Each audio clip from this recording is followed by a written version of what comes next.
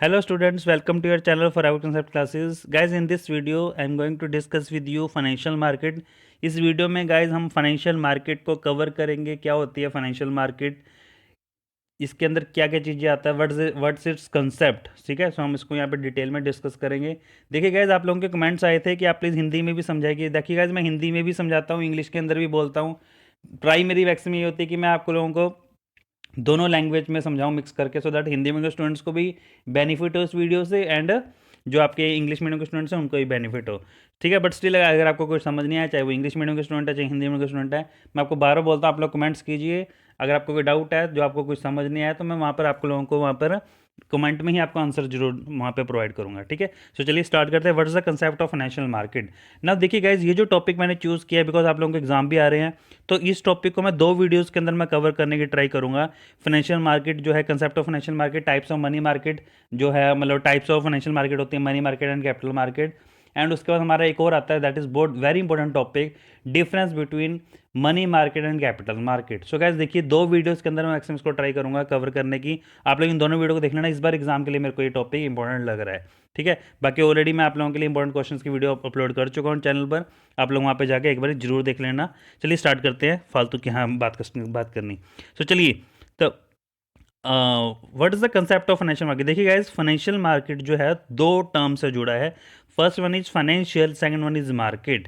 Now आपको पता है फाइनेंशियल का मतलब है which related to finance. Finance का मतलब होता है जैसे हम लोगों ने लोन लेना है या कहीं पर हमने इन्वेस्ट करना है, तो यहाँ पे वो टर्म्स जो हैं उससे रिलेटेड ही यहाँ पे फाइनेंशियल के अंदर टर्म्स जो हैं वो यूज़ होंगे। उसके बारे में अभी आगे डिटेल में पढ़ेंगे। ये तो जस्ट मैं आपको एक ओवरव्यू दे रहा हूँ। फर्स्ट लाइन पढ़ते आपको मीनिंग समझ आ जाएगा हम यहाँ पे क्या पढ़ने लगे हैं। ठीक है, नेक्स्ट है हमारे पास मार्केट। देखिए मार्केट का आपको ऑलरेडी मीनिंग पता है। मार्केट वो प्लेस होती है, market is such place in which buyer and seller meet together, है ना। वो बायर और जो सेलर होते हैं एक दूसरे के साथ मिलते हैं, किस लिए मिलते हैं? फॉर जो भी उनके ट्रांजेक्शन होती है, जो भी उनका मोटिव होता है, बायर ने क्या करना है, परचेज करना है, सेलर ने क्या करना है, सेल करना है। तो उसी तरह से फाइनेंशियल मार्केट में क्या होगा, यहाँ पर इन्वेस्टर और बोरोर्स का कंसेप्ट आएगा मार्केट के अंदर। ठीक है, तो चलिए डिटेल में हम समझते हैं अब। तो देखिए फर्स्ट लाइन क्या है, ध्यान से देखना गाइस, फर्स्ट लाइन के अंदर ही बहुत अच्छा मीनिंग समझ यहाँ पे आपको क्लियर हो जाएगा। A financial market is a transmission mechanism between investors, landers and borrower users through which transfer of funds is facilitated. मैं आपको बार बार बोल रहा हूँ गाइस, देखिए फर्स्ट लाइन बहुत इंपॉर्टेंट होती है। ठीक है, जो भी मैं मेरा लेक्चर होता है फर्स्ट लाइन के अंदर ही मैं ट्राई करता हूँ पूरे कंसेप्ट को आपको एक तरह से ओवरव्यू देने के लिए कि हमने इस पूरे कंसेप्ट में क्या पढ़ना है। सो देखिए ध्यान से समझते हैं। कहते हैं फाइनेंशियल मार्केट वो मार्केट होती है या एक वो मैकेनिज्म है। ठीक है, क्या मैकेनिज्म? मैकेनिज्म मीन्स एक सिस्टम है, प्रॉपर एक पूरा एक सिस्टम बना हुआ है जिसके अंदर हम क्या करते हैं, ट्रांसमिशन करते हैं। ट्रांसमिशन मतलब चेंजेस करते हैं, है ना। चेंज करते हैं मतलब ट्रांसमिशन मतलब ट्रांसफर, एक से दूसरे के पास जाता है, दूसरे से पहले के पास जो कुछ ट्रांसफर होती है चीज़ें, तो क्या ट्रांसफर होता है। So it is a transmission mechanism between investor. Investor का नाम उसने यहाँ पे लेंडर भी रखा हुआ है। इन्वेस्टर कौन होता है? जो पैसा देना चाहता है, जो पैसा लगाना चाहता है। ठीक है, लेंडर कौन होता है? जो पैसा उधार देता है। तो इसलिए यहाँ पे इन्वेस्टर और लेंडर एक ही वर्ड यूज़ किया हुआ है, investor and lender. And borrower users, borrowers कौन होंगे? जो पैसा उठा रहे हैं, जो पैसा लोन ले रहे हैं, है ना। यूजर्स मतलब जो पैसा लोन किस लिए ले रहे हैं, उसको यूज़ करने के लिए, पैसे को यूज़ करने के लिए। सो बेसिकली जो फाइनेंशियल मार्केट है वो एक मैकेनिज्म है। ठीक है, किस चीज़ का मैकेनिज्म है? जिस मैकेनिज्म के थ्रू क्या होता है, ट्रांसमिशन होती है। किस चीज़ की ट्रांसमिशन होती है? इन्वेस्टर्स की, फंड्स की, और जो बोरोर्स हैं, बोरोर्स को जो फंड्स चाहिए तो उनके आपस में transfer of funds is facilitated, जिसके अंदर क्या होता है, फंड्स का ट्रांसमिशन होता है। आई होप आपको ये समझ आ गई फर्स्ट लाइन। सो बेसिकली जो फाइनेंशियल मार्केट है वो हमें क्या बताती है, फाइनेंशियल मार्केट हमें जो है वो क्या बताती है कि फाइनेंशियल मार्केट के अंदर हम क्या करते हैं, बोरोर जो है वो क्या करता है, पैसा जो है वो उधार लेता है, और जो लेंडर है ना, जो इन्वेस्टर है, वो पैसा उधार देता है। सो वो कहाँ पर आपस में मिलेंगे? फाइनेंशियल मार्केट के अंदर आपस में मिलते हैं। Got it. So this is the concept of financial market. अब हम इसके अंदर डिटेल में इसके बारे में पढ़ेंगे। सो चलिए स्टार्ट करते हैं आगे। So it consist of individual, means इसके अंदर कौन कौन आ जाते हैं? इसके अंदर इंडिविजुअल आ जाते हैं, इंडिविजुअल इन्वेस्टर्स आ जाते हैं, मतलब जो लोग पैसा देना चाहते हैं वो इंडिविजुअल इन्वेस्टर भी हो सकते हैं, अकेला बंदा भी हो सकता है जो पैसा देना चाहता है। फाइनेंशियल इंस्टीट्यूशन, बैंक्स वगैरह आ जाते हैं। क्रेडिट इंस्ट्रूमेंट्स, और इंस्ट्रूमेंट्स भी होते हैं क्रेडिट इंस्ट्रूमेंट, जिसके थ्रू भी हम एक तरह से हम लोन अरेंज कर सकते हैं। That is bills of exchange, जो आप लोगों ने प्लस वन में पढ़ा होगा, बिल्स ऑफ एक्सचेंज, जिसके अंदर भी आप लोगों ने देखा था कि एक पार्टी दूसरे के ऊपर बिल ड्रॉ करती है और उसकी फाइनेंशियल वैल्यू होती है, तो वो जाके आगे बैंक से डिस्काउंट करा सकते हैं, है ना। ये आप लोगों ने +1 के अंदर ये चीज़ बिल्स ऑफ चेंज में बहुत अच्छे से पढ़ी हुई है कि बिल्स ऑफ चेंज का क्या बेनिफिट होता है, हम क्यों ड्रॉ करते हैं। तो bills of change, promissory notes, treasury bills, shares, debenture, bonds etcetera, तो ये सभी क्या हैं, यह सभी हमारे इंस्ट्रूमेंट्स हैं फाइनेंशियल मार्केट के, जिसके थ्रू हम क्रेडिट क्रिएट कर सकते हैं, जिसके थ्रू हम लोन ले सकते हैं, ठीक है। So the financial market in essence are the credit market that cater, देखो क्या लिख रहा है वो, फिर से ध्यान से सुनना। जो सी फाइनेंशियल मार्केट्स होती हैं in essence are the, basically वो क्या होती हैं, क्रेडिट मार्केट्स होती हैं फाइनेंशियल मार्केट, जो क्या करती हैं, that caters to the various credit need, जो क्रेडिट नीड्स को पूरा करती है, जो क्रेडिट नीड्स को सेटिस्फाई करती हैं फाइनेंशियल मार्केट। किसकी क्रेडिट नीड, इंडिविजुअल्स की, फर्म्स की, institution on the one hand, ठीक है। मतलब फाइनेंशियल मार्केट क्या होती है, फाइनेंशियल मार्केट कहते हैं, फाइनेंशियल मार्केट एक तरह की क्रेडिट मार्केट हैं जो एक तरह की फैसिलिटी प्रोवाइड करती हैं। किस चीज़ की फैसिलिटी प्रोवाइड करती हैं, to cater the need of, ठीक है। कैटर द नीड मतलब, कैटर का मतलब होता है कि वो सेटिस्फाई करते हैं, काटती है, मतलब जरूरत को पूरा करती हैं, ठीक है। तो कैटर द नीड ऑफ, किस चीज़ की नीड को कैटर करते हैं, to cater the need of, जो क्रेडिट नीड है उसको कैटर करते हैं इंडिविजुअल्स की। कुछ या तो इंडिविजुअल को पैसा चाहिए, उनकी नीड को पूरा करेगी क्रेडिट, ये फाइनेंशियल मार्केट है, क्रेडिट मार्केट कह सकते हो आप इसको। किसी फर्म की, फर्म्स की जरूरत है, फर्म को पैसे की जरूरत है,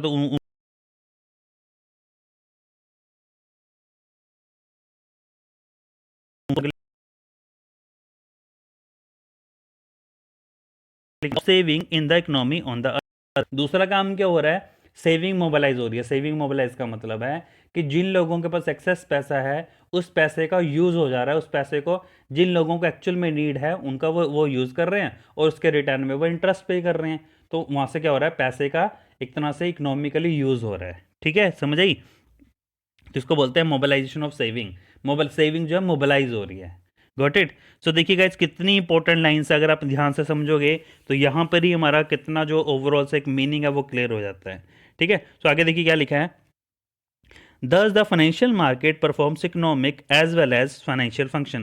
कहते हैं इसलिए जो फाइनेंशियल मार्केट होती हैं वो इकोनॉमिक फंक्शन भी परफॉर्म करती हैं as well as financial function को भी परफॉर्म करती हैं। अब क्या इकोनॉमिक फंक्शन है, क्या फाइनेंशियल फंक्शन है, वो आगे यहाँ पे एक्सप्लेन किया हुआ है। देयर प्रिंसिपल इकोनॉमिक फंक्शन, जो हमारा मेन इकोनॉमिक फंक्शन है वो क्या है, their principal economic function is in the form of transfer of real economic resources from those who save a part of their earning to those who desire to have command over real resources for investment। तो कह रहे हैं economic function क्या हुआ, economic function ही हुआ कि उन लोगों से पैसा ट्रांसफ़र हो रहा है जिन लोगों के पास एक्सेस पैसा है या जिन लोगों ने सेविंग कर रखी है, उन लोगों से उस पैसे की ओनरशिप ट्रांसफ़र होकर किसके पास जा रही है, उन लोगों के पास जा रही है जिन लोगों को पैसे की ज़रूरत है। वो इन रिटर्न क्या करेंगे, उसके ऊपर, उस लोन के ऊपर वो अपना इंटरेस्ट पे करेंगे, ठीक है।